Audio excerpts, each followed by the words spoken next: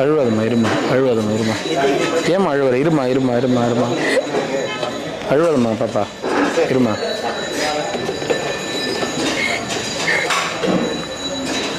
பார்த்து பொண்ணு இல்லையாம்மா? பொண்ணு இல்லையா நீங்கள் இது பண்ணும்போது?